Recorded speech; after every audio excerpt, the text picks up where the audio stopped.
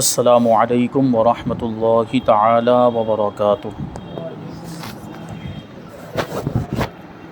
نحمدہ ونصلی ونسلم علی رسولہ الکریم، اما بعد فاعوذ باللہ من الشیطان الرجیم، بسم اللہ الرحمن الرحیم۔ ان اللہ وملائکتہ یصلون علی النبی یا ایہا الذین آمنوا صلوا علیہ وسلموا تسلیما۔ اللہم صل علی سیدنا ومولانا محمد معدن الجود والکرم وآلہ الکرام وابنہ الکریم وبارک وسلم صلاۃ وسلاما علیک یا رسول اللہ صلی اللہ تعالی علیہ وسلم۔ تو چندے کے احکام اور مسائل بیان کیے جا رہے ہیں۔ اس سے پہلے یہ بات ثابت کی گئی کہ چندہ کرنا یہ سنت سے ثابت ہے، حضور پاک صلی اللہ علیہ وسلم کی سنت ہے، اور امور خیر کے لیے یعنی نیک کاموں کے لیے، دینی ضرورتوں کے لیے چندہ کرنا بہت اچھی بات ہے، ثواب کا کام ہے۔ تو اب آگے سوال شامل کرتے ہیں۔ یہ سوال ہے کہ کفار سے چندہ مانگنا کیسا ہے، کافروں سے چندہ لینا کیسا ہے؟ تو اس کا جواب ہمیں خود ہی سمجھ میں آ جا رہا ہے کہ جب یہ نیک کاموں کے لیے چندہ کیا جا رہا ہے، دینی کاموں کے لیے چندہ کیا جا رہا ہے، تو ظاہر سی بات ہم اپنے مسلمان بھائیوں سے چندہ لیں گے یا کافروں سے چندہ لیں گے؟ دینی کاموں کے لیے ہم اپنے دینی بھائیوں سے ہی چندہ لیں گے، کفار سے کیوں لیں گے ہم؟ تو بات ویسے ہی سمجھ میں آ گئی۔ جواب دیتے ہیں کہ یہ ممنوع اور سخت معیوب ہے، یعنی سخت برا ہے۔ کفار سے چندہ لینا یہ سخت برا ہے۔ اور کبھی ایسا بھی ہو سکتا ہے کہ کفار کے پاس سے چندہ لے لیا، بعد میں وہ احسان جتائیں گے، کچھ ایسا بھی ہو سکتا ہے کہ بھائی ہم نے تو چندہ دیا تھا تو اب ہماری بات مانی جائے، ہم جو کہتے ہیں ویسا کیا جائے۔ اس طرح کے معاملات ہو سکتے ہیں، اس لیے کفار سے چندہ لینا ہی نہیں چاہیے۔ اور اگر چندہ لینے میں مسلمانوں کی ذلت ہو یا مسلمانوں کو کفار کی تعظیم کرنی پڑتی ہو تو یہ حرام اور ناجائز و گناہ ہے، پھر تو کسی بھی صورت میں اس کی اجازت نہیں ہوگی۔ یہ تو عام حالات میں جو حکم ہے وہ بیان کیا جا رہا ہے۔ اعلیٰ حضرت امام اہل سنت امام احمد رضا خان رضی اللہ تعالیٰ عنہ فرماتے ہیں، کسی دینی کام کے لیے کفار سے چندہ لینا اول تو خود ہی ممنوع اور سخت معیوب ہے، یعنی منع اور برا ہے۔ رسول اللہ صلی اللہ علیہ وسلم فرماتے ہیں، انا لا نستعین بمشرک، کہ ہم کسی مشرک سے مدد نہیں لیتے، کسی شرک کرنے والے سے، کسی کافر سے ہم مدد نہیں لیتے۔ کیوں؟ وہ دین میں ہمارا مخالف ہے، وہ شرک کرنے والا، اتنا بڑا برائی کا کام کرنے والا، کفر کرنے والا ہے، تو دینی کاموں میں ہم اس سے مدد کیوں لیں؟ جبکہ وہ دین کے اعتبار سے بالکل الگ ہے، اور ظاہر سی بات ہے وہ بدترین اللہ تبارک و تعالیٰ کا نافرمان ہے، تو اس سے کیسے جو ہے کہ دینی کاموں میں چندہ لیا جائے؟ اور کفار جو ہے وہ ثواب کے اہل ہی نہیں ہوتے۔ ثواب کس کو ملتا ہے؟ ایمان والوں کو ملتا ہے، کوئی بھی اچھا کام کرنے پر، نیک کام کرنے پر۔ اور کافر ثواب کا اہل ہی نہیں ہوتا، وہ کتنے بھی اچھے کام کر لے، کتنے بھی نیک کام کر لے، اسے کوئی ثواب ہی نہیں مل سکتا، کیونکہ ثواب ملنے کے لیے مومن ہونا ضروری ہے، ایمان ہونا ضروری ہے، ان کے پاس ایمان ہی نہیں ہے، تو ایسے لوگوں سے چندہ ہرگز نہیں لینا چاہیے۔ سوال ہے کہ کیا چندہ وصول کرنے والوں کے لیے اس کے ضروری مسائل سیکھنا لازم ہے؟ جو وصول کرنے والے، جن کو اس کام پر مقرر کیا گیا کہ جا کر چندہ کریں مسجد کے لیے یا جو ہے کہ مدرسے کے لیے یا کسی اور اچھے کام کے لیے، تو کیا ان کو اس کے ضروری مسائل معلوم ہونے چاہیے؟ ظاہر سی بات ہے معلوم ہونے چاہیے۔ جواب دیتے ہیں جی ہاں، چندہ کرنے والوں کے لیے اس کے ضروری مسائل سیکھنا لازم ہے، کیونکہ ہر شخص جس حالت میں ہے اس کے متعلق احکام شریعت سے واقف ہونا اس کے لیے فرض ہے۔ جس بھی حالت میں، جیسے ابھی آدمی بالغ ہوا تو بالغ ہونے کی حالت میں کیا کیا چیزیں اس پر لازم ہو رہی ہے؟ بالغ ہوتا ہے تو شریعت کا مکلف ہو جاتا ہے، یعنی نماز بھی فرض ہو رہی ہے، اب رمضان آئیں گے تو روزے بھی فرض ہو جائیں گے، صاحب نصاب ہے تو زکوٰۃ بھی فرض ہو جائے گی، صاحب استطاعت ہے تو حج بھی فرض ہو جائے گی۔ تو یہ سارے مسائل سیکھنا، جس کیفیت میں وہ پہنچ رہا ہے، جس حالت میں وہ پہنچ رہا ہے، اس چیز کے مسائل اس کو جاننا ضروری ہو جاتا ہے۔ نماز فرض ہو رہی تو نماز کے مسائل جاننا ضروری ہو گیا، اب روزے فرض ہو جائیں، رمضان آ گئے تو اب روزے کے مسائل سیکھنا ضروری ہو گیا، ابھی مالک نصاب بھی ہو گیا تو زکوٰۃ کے مسائل سیکھنا ضروری ہو گیا، صدقہ فطر واجب ہو رہا ہے تو صدقہ فطر کے مسائل سیکھنا فرض ہو گیا، ابھی صاحب استطاعت حج کرنے کے لیے جا رہا ہے تو حج کے مسائل سیکھنا ضروری ہو گیا۔ تو اب یہ لوگ جن کو چندہ کرنے کی ذمہ داری دی گئی ہے، تو اب ان کی حالت اور کیفیت یہ ہے کہ وہ چندہ کرنے جائیں گے، تو اس کے تعلق سے ضروری مسائل سیکھنا ان پر لازم ہو گیا، ضروری ہو گیا، فرض ہو گیا۔ اعلیٰ حضرت فرماتے ہیں کہ علم دین سیکھنا اس قدر ہے کہ مذہب حق سے آگاہ ہو، یعنی سچا مذہب کیا ہے وہ جانتا ہو، وضو، غسل، نماز، روزے وغیرہ کے احکام سے مطلع ہو، یعنی ضروریات دین کے احکام جانتا ہو، مسائل جانتا ہو۔ تاجر ہے تو تجارت کے مسائل، مزارع یعنی کسان، کاشتکار، کھیتی کرنے والا، وہ زراعت کے مسائل جانتا ہو، یعنی کھیتی باڑی کے تعلق سے جو مسائل ہیں وہ۔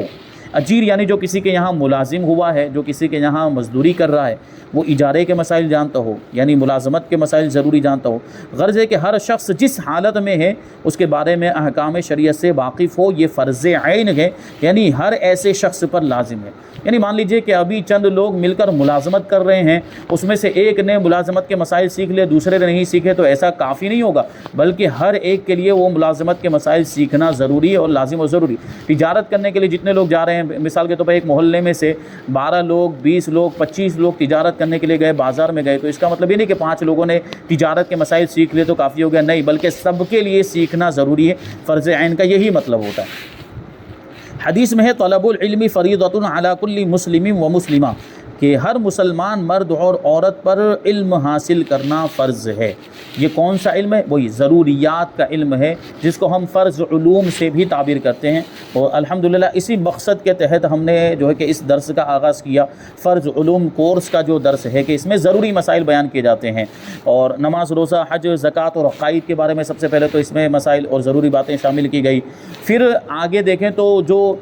حالتیں جیسے جیسے بدلتی جائے گی، جیسے ابھی نکاح کرنے کے لیے کوئی نکاح کے لائق ہو گیا، جس کی عمر اب نکاح کرنے کی تیاری کر رہا ہے، تو نکاح کے ضروری مسائل سیکھنا لازم ہو جاتا ہے۔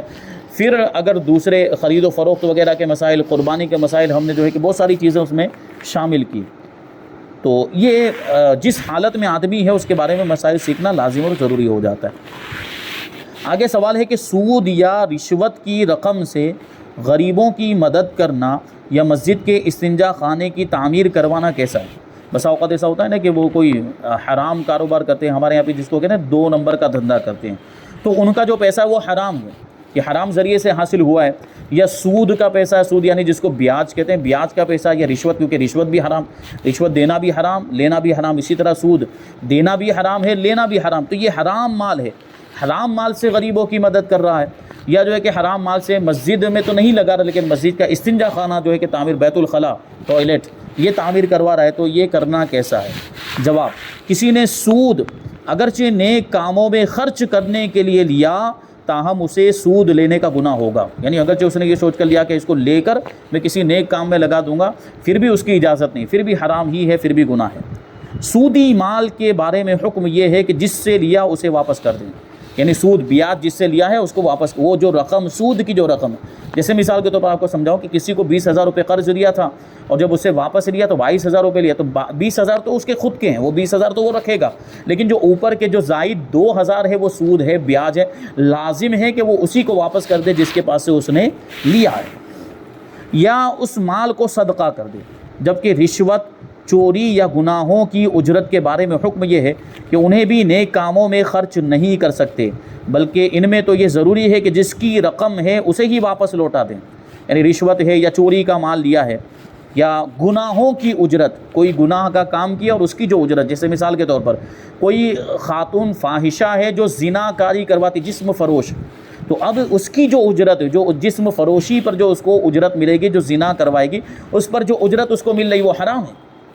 یہ گناہ پر اجرت لینا ہو گیا، تو یہ کسی بھی نیک کام میں خرچ کر ہی نہیں سکتے، بلکہ جس کے پاس سے لیے ہیں یہ پیسے انہی کو واپس کر دیں، اور وہ نہ رہے ہوں، یعنی جن کے پاس سے یہ پیسے لیے ہیں اس انداز کے، رشوت، چوری وغیرہ، یہ جن کے پاس سے لیے وہ رہے نہیں، یعنی انتقال کر گئے، تو ان کے ورثاء کو دے دیں، ان کے وارثین کو دے دیں، اور وہ بھی نہ ملے تو پھر صدقہ کرنے کا حکم ہے، یعنی وارثوں کو تلاش کر، پہلے تو اس مین آدمی کو تلاش کرے جس کے پاس سے رشوت وغیرہ چوری ہے، لیا ہے چوری کا مال، تو اگر وہ مل جائے تو اسی کو واپس کرے، اگر اس کا انتقال ہو گیا تو اس کے وارثوں کو دے دے، اگر اس کے وارث بھی نہ ملتے ہوں تو پھر صدقہ کرے گا، اور صدقے میں بھی ثواب کی نیت نہ کرے، یہ اگرچہ صدقہ کر رہا ہے لیکن یہاں پہ بغیر ثواب کی نیت سے، اس سے چھٹکارا پانے کے لیے، کہ وہ جو حرام مال اس کے پاس آ گیا ہے وہ چھٹکارا پانے کے لیے صدقہ کرے گا، یعنی کسی شرعی فقیر کو دے گا، اس میں بھی وہ ثواب کی نیت نہیں کر سکتا، کیونکہ یہ جو مال ہے یہ حرام مال ہے، کسی بھی نیک کام میں اس کو خرچ کیا ہی نہیں جا سکتا، تو ثواب کی امید بھی نہیں، ثواب کی نیت بھی نہیں کرنی چاہیے۔ چنانچہ اعلیٰ حضرت امام اہل سنت امام احمد رضا خواہ رضی اللہ تعالیٰ عنہ فرماتے ہیں کہ جو مال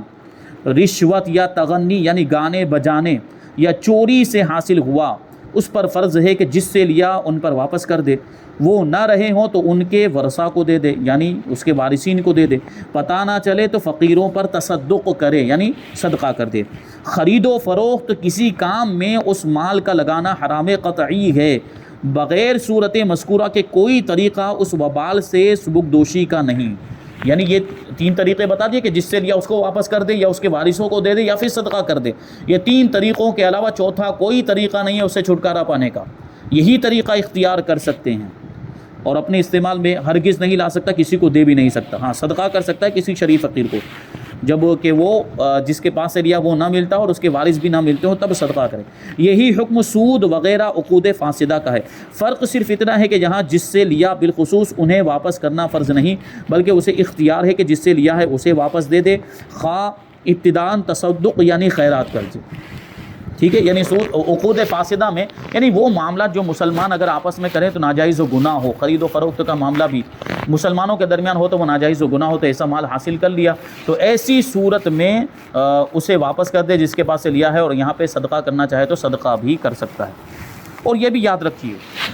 کہ سود اور رشوت وغیرہ حرام مال کو نیک کاموں میں خرچ کر کے ثواب کی امید رکھنے کے بارے میں اعلیٰ حضرت رضی اللہ تعالیٰ عنہ فرماتے کہ اسے یعنی مال حرام کو خیرات کر کے جیسا پاک مال پر ثواب ملتا ہے اس کی امید رکھے، یعنی ثواب کی امید رکھے تو سخت حرام ہے، بلکہ فقہاء نے کفر لکھا ہے۔ یعنی حرام مال کمایا پہلے تو، جیسے سود ہے، رشوت ہے، یا چوری کر کے کسی کا مال حاصل کر لیا ہے، یا جو ہے کہ حرام کاروبار کر کے جو ہے یہ اجرت حاصل کی ہے، یا اس کی جو ہے کہ قیمت حاصل کی کسی چیز کو بیچ کر، کسی حرام چیز کو بیچ کر جس کا بیچنا جائز نہیں تھا، تو ایسی صورت میں وہ مال حرام ہوا۔ اب اس مال کو نیک کام میں خرچ کر کے ثواب کی امید رکھ رہا ہے، یعنی معاذ اللہ اس کو کفر کیوں لکھا ہے؟ فقہاء نے اس پر بھی غور کرنے کی ضرورت ہے کہ معاذ اللہ ایک تو جو ہے کہ حرام اس نے مال حاصل کیا، یہ ایک حرام کام ہو گیا۔ حرام مال یعنی پہلے خدا کی نافرمانی کی، اللہ تعالیٰ نے اس کو منع فرمایا، شریعت نے اس کو منع کیا ہے حرام کمانے سے، حضور پاک صلی اللہ علیہ وسلم نے اس کو حرام کمانے سے پھر بھی اس نے حرام کمایا۔ اب اسی حرام کمانے کے بعد یعنی اللہ کی نافرمانی کرنے کے بعد اسی مال کو اللہ کی راہ میں خرچ کر رہا ہے، یعنی نیک کام میں خرچ کر رہا ہے، اور پھر اسی اللہ سے ثواب کی بھی امید رکھتا ہے جس اللہ کی اس نے نافرمانی کی، جس خدا کی اس نے نافرمانی کی، تو معاذ اللہ کیا اپنے گمان کے مطابق وہ اللہ سے مذاق کر رہا ہے؟ یہ تو ایک طرح کا یعنی ظاہری طور پر اللہ سے کوئی مذاق نہیں کر سکتا، اللہ تعالیٰ اس سے پاک ہے، لیکن اس کی صورت یہ بن رہی ہے، اس کی صورت یہ کہ پہلے تو اس کی نافرمانی کی اور پھر اسی کی راہ میں خرچ کر کے اسی سے ثواب حاصل کرنا چاہتا ہے، تو یہ کیسے ہو سکتا ہے؟ اس وجہ سے فقہاء کرام نے اس کو کفر لکھا، بہت سخت گناہ ہے اور بہت بڑا یہ جرم ہے۔ لہٰذا جو لوگ ایسا کرتے ہیں، خاص طور پر یہ 2 نمبر کا جو کاروبار کرنے والے ہمارے یہاں پر، ان کو یہ بڑے نیک کاموں کے اندر حصہ لینے کا بڑا شوق ہوتا ہے، مسجد میں پیسے دینے کے لیے پہنچ جائیں گے، نیاز ہے جب ہو رہی ہوگی اصالہ ثواب ہو رہا وہاں پیسے دینے کے لیے، تو جو نیاز کا انتظام کرنے والے یا جو مسجد کے انتظامیہ ان کے پیسے لینے ان کے منہ پہ مارنے چاہیے، بلکہ لے بھائی تیرے حرام پیسے، ہم کو اس کی کوئی ضرورت نہیں۔ اور جب ہم کبھی چندہ کر رہے ہوں مدرسے وغیرہ کو اور ایسے لوگ دینے کے لیے آ جائیں، اس کے پیسے واپس کر دیا، بھائی تو لے کر جا، تیرے پیسوں کی ہم کو کوئی ضرورت نہیں، حرام کا تو نے حرام کمایا ہی کیوں؟ اس کو عبرت حاصل ہونی چاہیے، ہم اس کے ساتھ ایسا برتاؤ کریں، اس کے پیسے کو بھی ہاتھ نہ لگائے، جس طرح ناپاک کوئی چیز ہوتی ہے نا جس سے ہم دور رہتے، اس طرح اس کے پیسوں سے ہم کو دور رہنا چاہیے، تاکہ اس کو احساس ہو کہ ہم کتنا بڑا جرم کر رہے ہیں، کتنا بڑا گناہ کر رہے ہیں۔ ایسے لوگوں کو بڑھاوا دیا جا رہا ہے اور خوب ان کی تعریفیں کی جاتی ہے، خوب ان کے ساتھ لوگ اٹھتے بیٹھتے ہیں، کیا ان کو بھی تھوڑا بہت فائدہ حاصل ہو جائے اس طرح کے انداز میں، تو اور ان کو بڑھاوا ملتا ہے، اور وہ کام جو ایک لت لگ جاتی ہے اس طرح کے کاموں کی۔ اور گناہوں کا بھی تو معاملہ ایسا ہی رہتا ہے کہ آدمی جب گناہ میں پھنستا چلا جاتا ہے تو اس کے دلدل میں کبھی ایسے موقع اس کی ایک کیفیت ایسی ہو جاتی ہے کہ پھر وہ گناہوں کا عادی بن جاتا ہے۔ تو یہ 2 نمبر کا جو کاروبار کرنا ہے، ان کو جتنا بھی سمجھاؤ نہیں سدھرتے، ان کو اس کی لذت حاصل ہو گئی ہے، یعنی گناہوں کی لذت، اس کی لت لگ گئی ہے، تو بس وہ چھوڑنا نہیں چاہتے، بس ویسے ہی کر رہے ہیں، اور نیک کاموں کے اندر بھی پھر وہ خرچ کرتے ہیں، اور پھر جو ہے کہ سمجھتے ہیں کہ ہم بہت بڑے، وہ نہیں جو محاورہ کہا جاتا ہے کہ 100 چوہے کھا کے بلی حج کو چلی، اس طرح کے معاملات، تو یہ انداز ان کا ہوتا ہے، وہ سمجھتے ہیں کہ ہم جو ہے مسجد میں دیں گے یا نیاز میں دیں گے تو ہمارے سب پاپ دھل جائیں گے۔ ایسا تو نہیں ہو سکتا، اللہ کی بارگاہ میں توبہ کریں، اور جو حکم ہے اس مال کا کہ جس کے پاس سے لیا ہے اس کو واپس کریں، وہ نہ ہو تو صدقہ کریں، تب جا کے بری ذمہ ہوں گے، چھٹکارا حاصل ہوگا، اور وہ تو کرنا ہی نہیں ہے ان لوگوں کو۔ اللہ ایسے لوگوں کو سمجھ عطا فرمائے اور ایسے گناہ سے ان کو باز رہنے کی توفیق عطا فرمائے۔ تو فقہاء نے اس کو کفر بھی لکھا ہے۔ ہاں، وہ جو شرع نے حکم دیا کہ حقدار یعنی جس کا مال ہے وہ، اور یا وہ نہ رہا ہو تو اس کے وارث، اور وہ بھی نہ ملے تو فقیر پر تصدق یعنی خیرات کر دے، یہ کر سکتا ہے۔ یہاں بھی وہ ثواب کی نیت نہیں کرے گا، اس حکم کو مانا اور اس پر یعنی حکم شریعت پر عمل کرنے پر ثواب کی امید کر سکتا ہے۔ یعنی ابھی حرام کما لیا اس نے، اب حرام مال اس کے پاس موجود ہے، رشوت کا، سود کا یا چوری کا مال موجود ہے اس کے پاس، تو حکم کیا ہے کہ جس کا ہے اس کو واپس کر دے یا اس کے وارثوں کو واپس کر دے، وہ نہیں ملتے تو صدقہ کر دے۔ اب یہاں پر یہ شریعت کا ایک حکم ہے، یہ شریعت کے حکم پر وہ عمل کر رہا ہے، تو شریعت کے حکم پر عمل کرنے پر جو ثواب ملتا ہے اس کی امید وہ رکھ سکتا ہے۔ ہاں، یہ مال کو ثواب نیکی کے کام میں خرچ کر کے اس پر ثواب کی امید نہیں رکھ سکتا ہے حرام مال کو، لیکن شریعت کے حکم پر جو عمل کرے گا بعد میں اس سے چھٹکارا حاصل کرنے کا جو طریقہ بتایا گیا اس پر وہ ثواب کی امید رکھ سکتا ہے۔ ایک اور مقام پر اعلیٰ حضرت رضی اللہ تعالیٰ عنہ فرماتے ہیں، سود کے روپیے سے جو کار نیک کیا جائے، یعنی جو نیک کام کیا جائے اس میں استحقاق ثواب نہیں، یعنی سود یعنی حرام کے پیسے، حرام کے پیسے سے جو بھی نیک کام کیا جائے اس میں کوئی ثواب نہیں ملے گا۔ حدیث شریف میں ہے، جو مال حرام لے کر حج کو جاتا ہے، جب لبیک کہتا ہے ہاتف غیب سے جواب دیتا ہے، نہ تیری لبیک قبول ہے، نہ خدمت قبول ہے، نہ تیرا حج، تیرے منہ پر مار دیا جائے گا، تیرا حج بھی قبول نہیں۔ یعنی حرام پیسوں سے، مان لیجئے ابھی یہ ہوتا ہے، یہ بھی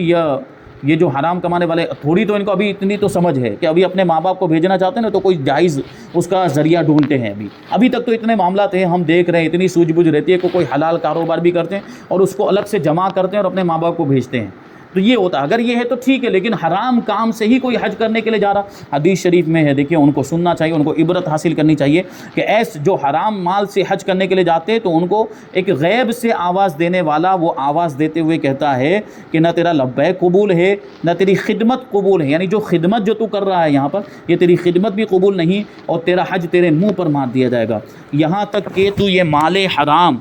جو تیرے قبضے میں ہے اس کے مستحقوں کو واپس نہ دے دے، یعنی جن سے لیا ہے ان کو واپس نہ دے دے۔ حدیث شریف میں ہے کہ رسول اللہ صلی اللہ علیہ وسلم فرماتے کہ بے شک اللہ تعالیٰ پاک ہے اور پاک ہی چیز کو قبول فرماتا ہے، اور حرام مال کو ناپاک فرمایا گیا، حرام مال ناپاک ہے یعنی اللہ تعالیٰ ایسے مال کو قبول نہیں فرماتا۔ زکوٰۃ میں بھی اگر حرام مال دے رہا ہو، صدقے میں بھی دے رہا ہو، خیرات بھی کر رہا ہو، یہ مال اللہ کی بارگاہ میں قبول نہیں ہوتا۔ یہ ساری چیزیں جو حرام جو دے رہے ہیں ان کے منہ پر مار دی جائیں گی۔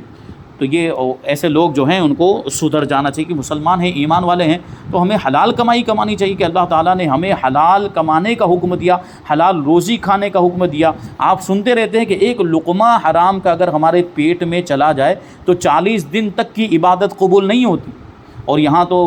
پوری زندگیاں ایسے گزر جا رہے ہیں، سالوں سال گزر جا رہے ہیں، حرام کھائے جا رہے ہیں، حرام کھائے جا رہے ہیں، اور کوئی فکر نہیں ہے، کوئی اس کے تعلق سے ان کو جو ہے کہ افسوس نہیں ہے کہ ہم کیا کر رہے ہیں، کدھر جا رہے ہیں اور کیا کما رہے ہیں۔ اللہ تعالیٰ ایسے لوگوں کو توفیق عطا فرمائے۔ اب آگے بہت ہی پیارا سوال ہے جو عقیدے کا اور ہمارے معمولات کے تعلق سے، فرماتے ہیں کہ 11ویں شریف، اجتماع، جلسہ، جشن ولادت کی سجاوٹ، عید میلاد کے موقع پر نہیں ہم لوگ کو سجاوٹ کرتے ہیں وہ،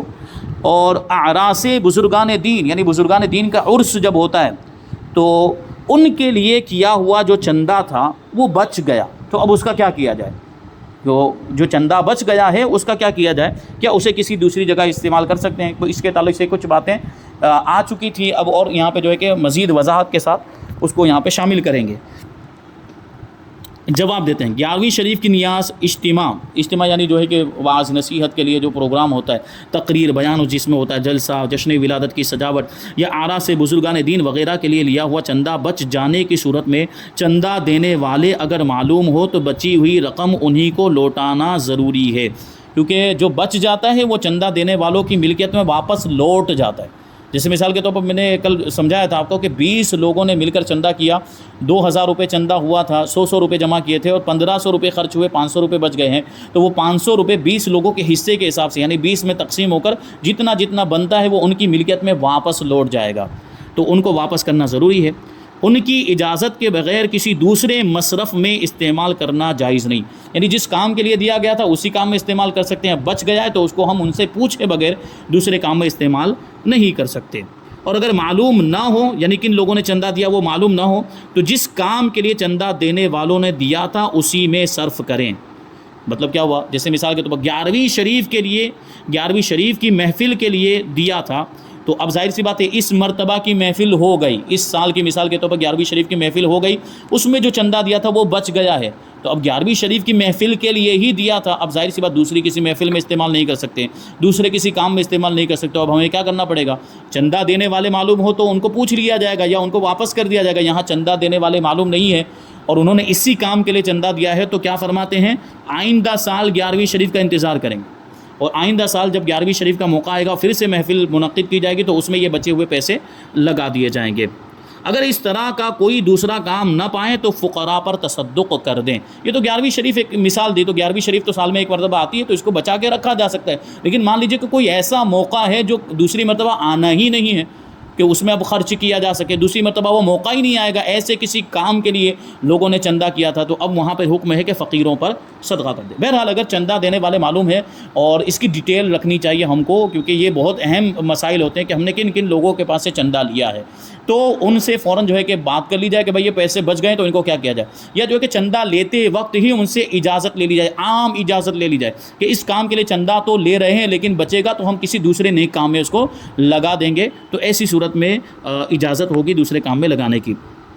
چنانچہ اعلیٰ حضرت امام احمد رضا خان رضی اللہ تعالیٰ عنہ فتاوی رضویہ میں فرماتے ہیں کہ چندے کا جو روپیہ کام ختم ہو کر بچے، لازم ہے کہ چندہ دینے والوں کو حصہ رصد واپس دیا جائے، یعنی جو جس کا حصہ بنتا ہے، جیسے میں نے ابھی 2000 کی مثال دی تھی، اس میں 500 کے حساب سے 20 لوگوں کا جتنا حصہ بنتا ہوگا وہ ان کو واپس دے دیا جائے، یا وہ جس کام کے لیے اب اجازت دیں اس میں صرف ہو، یعنی ان سے پوچھ لیا جائے چندہ دینے والوں سے کہ بھائی یہ اب جو ہے کہ یہ کام تو ہو گیا، اب دوسرا کام ہم کرنا چاہتے ہیں، تم اجازت دیتے ہو تو اس میں لگا دیا جائے، وہ اگر اجازت دے دے تو اس میں لگا دیا جائے، بے ان کی اجازت کے صرف کرنا حرام ہے۔ ہاں جب ان کا پتہ نہ چل سکے، یعنی چندہ دینے والوں کا پتہ نہ چل سکے، تو اب یہ چاہیے کہ جس طرح کے کام کے لیے چندہ لیا تھا اسی طرح کے دوسرے کام میں اٹھائیں، یعنی استعمال کریں۔ مثلا تعمیر مسجد کا چندہ تھا، مسجد تعمیر ہو چکی تو باقی بھی کسی مسجد کی تعمیر ہی میں اٹھائیں، یعنی استعمال کریں، یعنی اب دوسری مسجد میں لگا سکتے ہیں۔ غیر کام مثلا تعمیر مدرسہ میں صرف نہ کریں، یعنی مسجد کے لیے دیا تھا